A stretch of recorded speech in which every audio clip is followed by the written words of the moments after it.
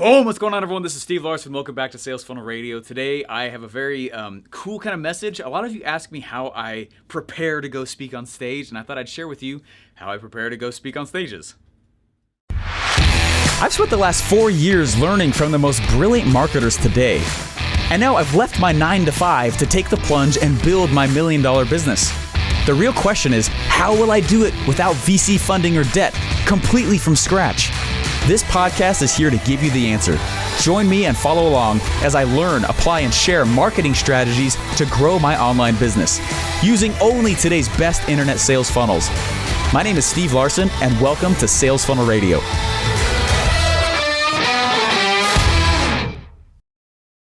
What's up, guys? Hey, so the last few episodes of Sales Funnel Radio have been very much me traveling all over the place, doing lots of cool stuff, and it's been fun. I really enjoyed it, but it is nice to be back here. You will notice one change and a little adjustment, though.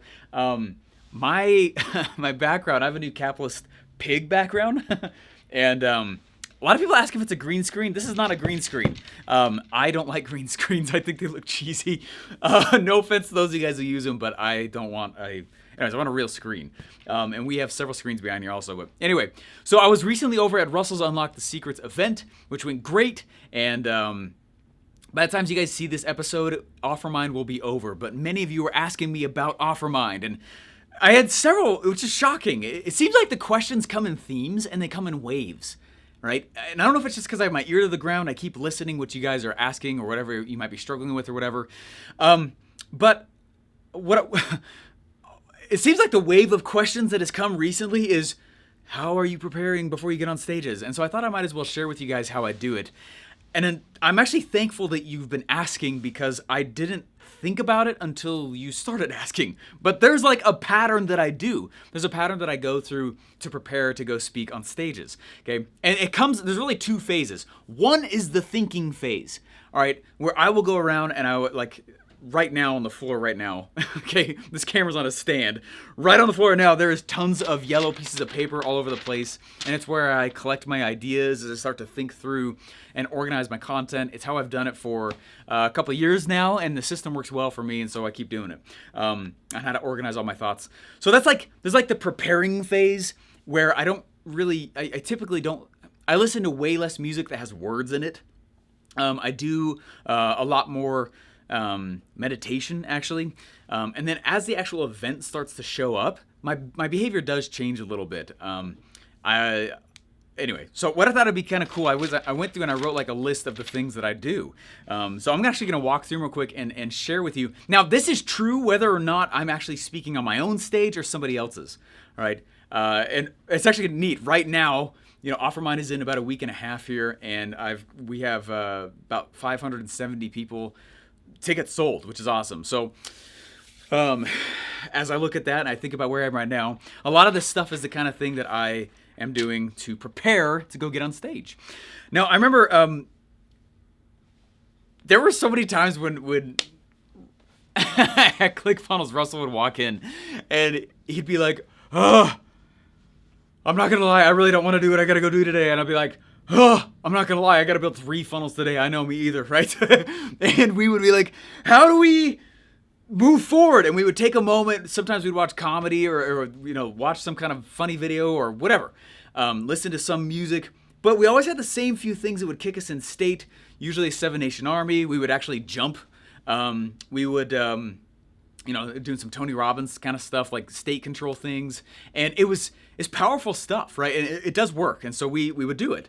And I did make fun of it mentally for the first little bit. And then I was like, oh my gosh, like what if this actually works? And it started doing it.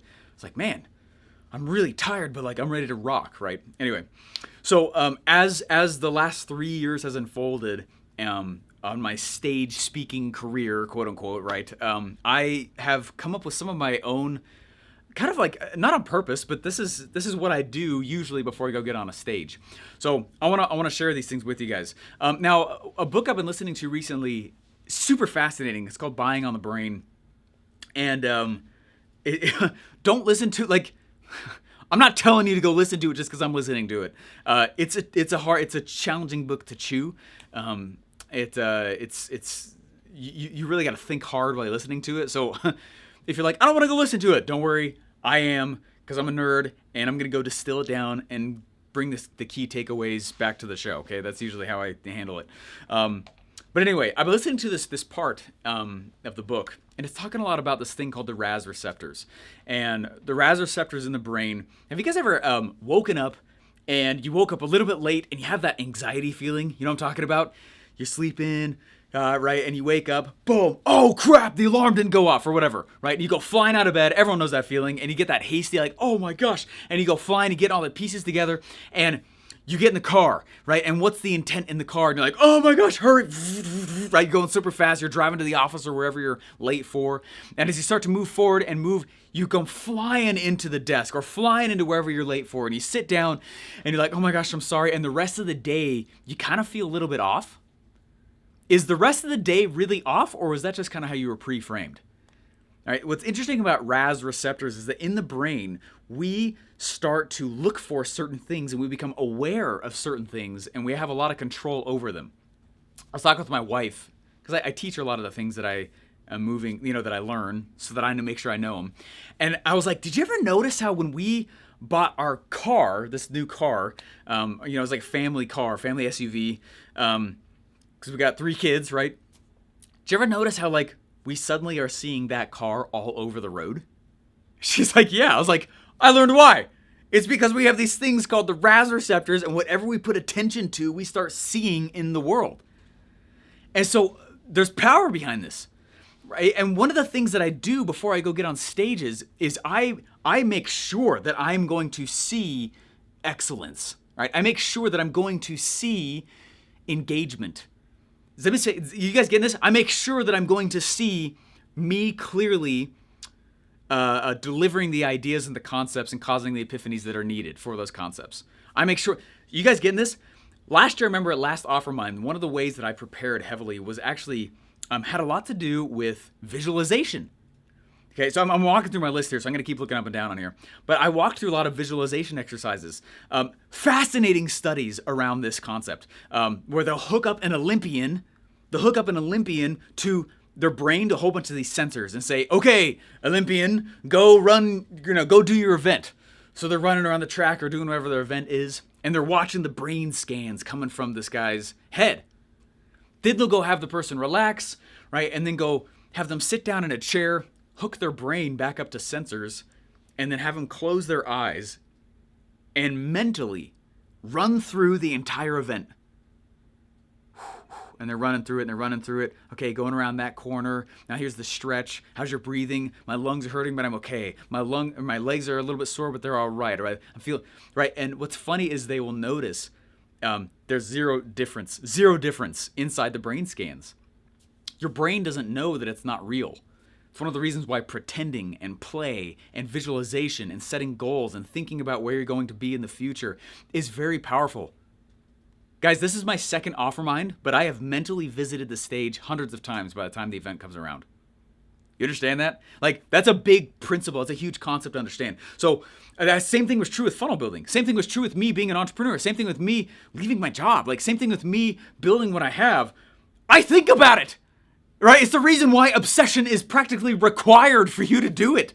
I don't have life balance. What the freak is life balance? I don't know. Like, I'm just going to go be obsessed. I'm going to think about it mentally. And in my head, I'm going to visualize outcomes. And I'm not going to lie. I thought it was woo-woo crap for a long time until I started learning about some of these studies.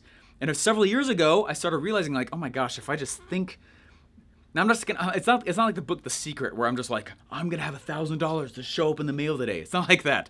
But when you're sitting down and you're actually running the event in your mind, right? You're running whatever that is, right? There's a reason I started dreaming in the ClickFunnels editor after I started working for ClickFunnels. Austin's probably doing that soon, right? It's building so many funnels, right? And I go through, and it's because it's getting so ingrained in my head. And Russell will be like, hey, dude, I need this funnel in the next 2 hours. Boom, I know that play because I had run that play in my head so many times, okay? Visualization is crazy powerful. What happens is the brain still fires the exact same as if you were actually doing it, but the signal just stops. The signal doesn't actually reach the muscles is all. That's it. But your head knows no difference. And so I'll tell you that one of the biggest things I have definitely been doing, and this might sound weird to you guys. In fact, here's a little vulnerability. I don't know what the deal is with warm showers in the morning, but I start talking to myself, okay? And I totally monologue, and I think about stage, man. I remember growing up when I was a late teen, I thought of stage a lot. There were times when I freaking monologued in my head like crazy, standing in the kitchen late at night.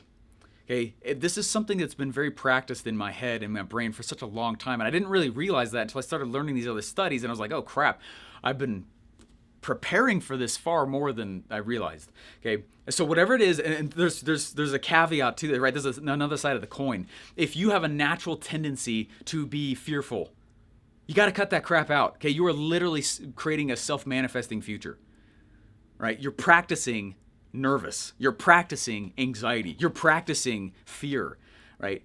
And so sit back. It's not that you have to be the other side and be like emotionless and iron steel. You know what I'm saying? But your thoughts truly do matter. I mean, by the time I hit the Offermind stage, by the time I hit any stage, I have visualized what it's going to be like when they go, please welcome to the stage, Mr. Steve Larsen, right? And they do the yell. Oh my gosh, and then the bass goes, and I'm running up and there's lights going on. I visualize that a lot. And I've said that, like, it's not, that sounds conceited. That's not what I'm saying. What I'm saying is I've run my event. And I've done it in my head a lot of times. So that's one of the things is the Razz Receptors. I make sure that how I wake up in the day, especially in the weeks leading up to an event that's really big and going to be really intense on me, man, I wake up and I just choose that it's going to be an awesome day. And it's as simple as that. Because now my Razz Receptors are looking for the awesome in the day and not the curveballs that are bound to happen. Okay? The day's going to be sweet. I am going to have epiphanies. I will create things that are prolific. I am going to make decisions very quickly and on the spot so that things move forward. We are going to get all these pieces together. Today will be, you know what I'm saying? And like saying that stuff sounds cheesy, and I'm not going to lie, I thought it was some fluffy crap, okay, for a while. Until I started learning this stuff and I was like, dang. And then I watched Russell executing those things in the room when he's like, oh, I'm not going to lie, like I really could just use an app right now. And then he would sit back and he would take a moment to feel his feeling and then choose the outcome, okay? Right? I am not my feelings, and neither are you, okay? Anyway, so the first thing is I practice these Razz Receptors, and I'm not gonna spend nearly as much time on each of these as I just did, but that's a big one. And what I do is I do a lot of brain practice. I've practiced my event, right, whatever that might be for you, many times before I get up there, and I've spoken many times in my head before it actually happens, which means it has, because my brain doesn't know the difference. Okay, so it's literally just me getting up, and what's funny is you'll see. Actually, you won't see. Inside my office, what'll happen is I'll put my headphones on, and I don't know what it is. I click into this weird mode where sometimes just in my head, I mean, I will forget where I am and do my event, and I'll do the presentation, and so super deep ingrained. Anyway, it's kind of a form of meditation, which brings me to my next point. So the first would be I definitely choose with Razz Receptor kind of like focus on what's going to happen and what I will look for, what I will choose to be aware of throughout the day. The brain practice, I visualize it a lot. And that's something I did a lot naturally as a kid. Didn't realize the impact it would have, but it has. The next one is meditation. And I wanted to share the actual thing that I use with you guys, because a lot of you guys ask. If you guys follow me on Instagram, you see, it's not like part of my routine to do it every day, but especially as events come up, I definitely meditate far more than any other time. There's a thing that I use called Muse, and here's a little product placement. Okay, it's this headband, and what it does is it tracks, once you put it around your head, it comes around the front of your head. What it does is it measures your brain signals in real time, and it will let you know if you are getting off course with your meditation. So it's like helps guide your meditation. It's really cool. So if I start losing focus from my meditation, it actually simulates a rainstorm. It's like you're in a rainforest. And if you start to get away from meditation, it in real time will increase a tropical storm with your headphones that are on, and then so that you know to come back. And when you come back, the rain stops and it's peaceful and there's birds. And it literally trained me on how to meditate, because I'm not gonna lie, I kind of made fun of meditation for a while too. But in order for me to have clear focus and a clear, I travel with this a lot. And in hotel rooms, I will meditate. sitting at the chair in the hotel room. I definitely do more yoga. I do more massages. I'm relaxed. I'm focused. And that has a lot to do with the things that I do in the weeks leading up to an event. My playlist for music is a huge part of my life. My playlist for music in the times preparing for the event, I focus heavily on music that has very little words. I want my thoughts to be what goes through my head. Okay. In the day leading up to the event, though, like literally 24 hours ahead of time, I listen to a lot more aggressive style of music. Some of you guys asked for those playlists. I don't know if I'm going to share some of those playlists with you, but I go to war in my head. Okay, and that's what I think about. And I think about becoming Steve. Last Funnel Hacking Live. A lot of the things I'm doing right now are pretty rare, and I know that. And a lot of people wanted to come say hi, and I appreciate that. But I started getting followed around the hotel and pitched at the urinals. And people were following Colton and I as he and I would jog around the whole event. And it got weird, right? I'm totally down with like saying hi and shaking hands and let's take a picture or whatever. But people were like physically grabbing me and taking me places. And it got really weird. And it got awkward. And the bubble, right, was crossed many times. And it got awkward. So Colton and I would like run around Funnel Hacking Live. That's why we weren't getting anywhere for a certain deadline. We were moving so that we wouldn't get stopped, and it felt awkward because I wanted to say hi, because I wanted to say thanks for following, but like I couldn't get away. You know what I mean? I'm fine with that as long as I can pull a ripcord and be like, okay, I gotta go get ready for this now. But people weren't letting me go anywhere. It's like, hey, I gotta go here, or I need to get backstage, or I have to go to the bathroom, or like whatever it might be. You know what I mean? So it was the first time last year, last Funnel Hacking Live, that it was really aggressive. And I think it's because of the One Funnel Away Challenge. It was like, and I get it, right? And it'll happen to you if you choose to publish and actually do what I'm saying on the show a lot. Okay, it'll happen to you. But it was like a 100 million X of the year before. Okay, it was so much more intense, and it's not a part of me I've developed yet. Maybe to learn how to handle that, or I don't know. And I'll keep working on it. But what happened is I texted Dave Woodward. I said, dude, can you come help me? I don't want to be rude, but I really have to get out of here. But people want to say hi, and I know that I've helped them, and it's this weird. It's very conflicting for me. So Dave came and he grabbed me and he brought me back upstage, and I was in a green room, and I shut the door, and I was supposed to go on stage for my speech in like an hour. And he was like, dude, you're white as a ghost. You've never had that happen to you before, have you? I was like, no. And at that moment, I was Steven. Okay, I was a little bit nervous. I was kind of freaked out a little bit. A lot of my kid tendencies, my teenage tendencies to retract and pull in and pull back, right, were happening. And I was aware of that. And I was like, I can't. Steve, where are you, man? Like, I got to pull you out. You're going on stage soon, man. And I'm telling you this because this is a trick that I've learned, okay? Right? Ryan Holiday has that book, Alter Ego, and I 100% created one for a lot of stage stuff. And so what's happened is, I don't know. I've told you guys this story. I did planks and push-ups, and I did a lot of push-ups, sit-ups, and planks for the next hour, listening to David Goggins swear at me. And that's exactly what happened. I closed the door, shut off all the lights. I needed no input. I needed to decrease the inputs as much as possible and listen to David Goggins swear at me. And about 15 minutes beforehand, Steve showed up.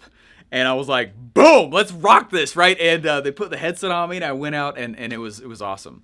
And it was a very impactful speech, which is super cool. So anyways, I go to war in my head. That's what I'm saying.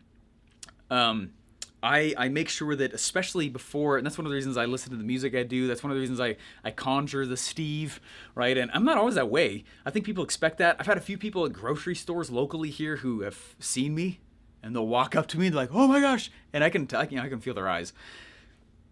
And I think they're thinking I'm going to be like, boom, wow, yeah, rah, rah. Like, I think they think I'm that way all the time, right? It's just a thing that I've learned in order for me to keep my message across. And I mean, I know I talk a lot, right? I mean, we need a pattern interrupt sometimes. Funny enough, boom, it's Monday, baby, and the capitalist pig thing were three things I was never planning on being, this big, massive thing. And now it's kind of what I'm known for, right? And anyway, so the major point of that is that I take a moment, I call it going to war. I take a moment to go to war in my head before I go do something like that. I think about what I am fighting for. I think about what I'm fighting against. I think about the people who are going to be listening. I think of the scenarios that those people are in. I think about what they may have given up to be there. I think about, and suddenly it's really easy for Steve to come out. Really, it's really easy for me to be my true self and not retract like I used to have tendencies to as a teenager and as a young kid. Okay. Anyway, hopefully it's making sense. This might be a lot different than you guys might think this episode was going to be about. It's not about slides. I mean, I have my own process for that, but mentally, how do I make sure I'm fit to ready to rock? I drink a ton of water, okay? I do that Razz Receptor and the brain practice thing. I meditate quite a bit more than normal.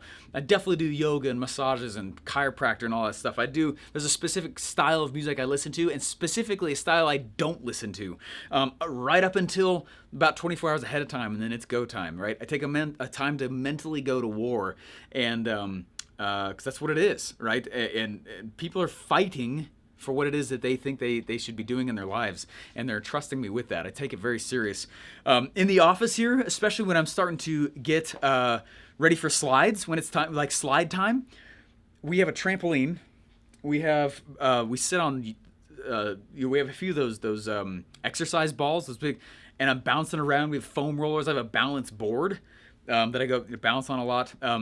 There's times where I will very strategically fast.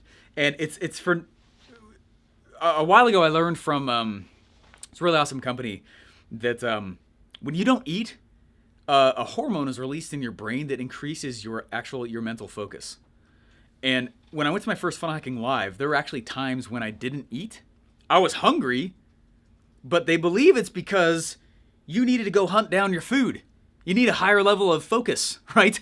And because of that, so you see what I'm saying? Like, I really wanted to get the most I could out of that first Funnel Hacking Live. So there was times where I didn't eat for quite a while, and I was starving, but that doesn't mean I need to eat, right? That just means I'm hungry. I'm not my feelings, right? And so I go and I sit back and I was like, okay, I've got to, and it happens. You can feel it happen. Massive levels of mental clarity coming, and I'm hungry, but like I've got that fighting edge. There's times when I am creating slides and stuff like that where I will do kind of strategic, let's get crazy mental focused styled fasting. Anyway, so there's a lot of stuff here in the office I do as well to prepare. Hopefully you guys enjoyed the episode. Just a fast recap, be aware that what you choose to see in the day is what you will see in the day, right? The way you kind of predestine yourself with those Razz Receptors. Practice your event, whatever that might be, whatever it is that you do in your business, so many times. Visualize the crap out of it. Every little detail. All the 5 senses. Go into that scenario and run it from top to bottom in your head as many times as you can. And in fact, I heard a really awesome athlete say once that he said, your practice should be so intense that the game seems easy.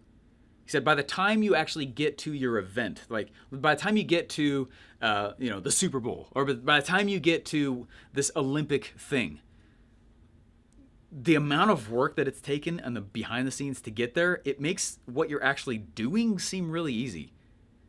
Practice is way harder than the actual event. And I was like, that's really good principle, right? And it's true. There's so much that goes on behind, and I'm doing so much. I'm visualizing a lot. I do wake up like that a lot. I will take a moment to think about the event, what it's going to be like, how am I going to interact with the audience? How am I going to choose to be present there, right? And I go through a lot of that stuff. It's a huge point. It's a massive, massive cornerstone, huge point of all this. I definitely do more yoga stuff. I make sure there's a moment to slow down. I do massages. I go to the chiropractor more. There's a lot of stuff that I do. This is true when I'm traveling too. I mean, I've done yoga sessions in my hotel room multiple times. I use this Muse thing, and thanks to Alex Sharfin for teaching me that. And I drink crap tons of water, except for like around 2 hours ahead of time. I stop drinking water. So I have to go to the bathroom on stage or whatever. But I make sure to go to war in my head. I think about what each person's going for, the desires inside of them, and I try to get very empathetic and feel what people are feeling and what they're trying to get from me there. The fasting, strategic fasting, I've done that many times.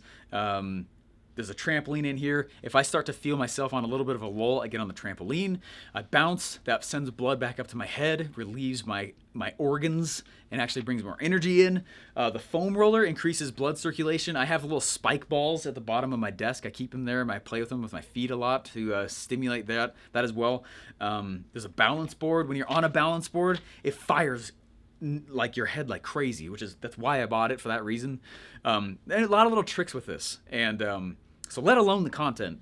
That's a bit of the mental preparation I go through to make sure that my events are awesome. So long answer to the question, but hopefully that's helpful to you guys. Guys, I'm excited to see you guys at OfferMind. I know by the time this episode goes out, it will already have happened. But if you guys go to offermind.com, make sure you're on the waiting list. Next year's OfferMind is actually going to be in San Diego. San Diego, the very room that my first Funnel Hacking Live was at, which is so cool. So cool. It's like massive full circle. Like, good grief. It's awesome. So anyway, excited for it. Excited to have those of you guys who want to come to that. We actually just had the contract signed, which is exciting. It'll be mid-September again. I'll make sure the dates go out. Mid-September 2020. And excited to put that out to you guys as well. So anyways, guys, thanks for following the journey. And I'll see you guys at OfferMind. And those of you guys who are coming next year, go grab your ticket and go get rich. Bye. So several years ago, I walked by a stage in a basketball stadium. It was my college campus, and I was deeply concerned with what I wanted to do in my life. For some reason, I looked at the stage and thought, one day I want to be on stages, I want to be an entrepreneur, and I want to buy and sell companies. Well, while the last one hasn't happened yet, stage and entrepreneurship has. And as my business has grown and my message has spread, a frequent question I'm asked is, Steve, what stage will you be on next? Now, I totally get that this feels maybe like a little conceited here, but considering my childhood fear of speaking up, being heard, extreme lack in self-confidence, and getting in front of people back in my growing up days, I feel satisfied. I thought I'd tell you where I'll be in the world coming up. And funny enough, just literally go over to cstevelive.com and it will forward you to the next place. I love stage, and it's one of my biggest things to look forward to in my current role in my business. From little 10-person masterminds all the way to gigantic 5,000-person events. From free seats to paid events, events have always been one of the ways I can deliver the most value and get the greatest ahas in the shortest amount of time. Just come say hi and go over to cstevelive.com.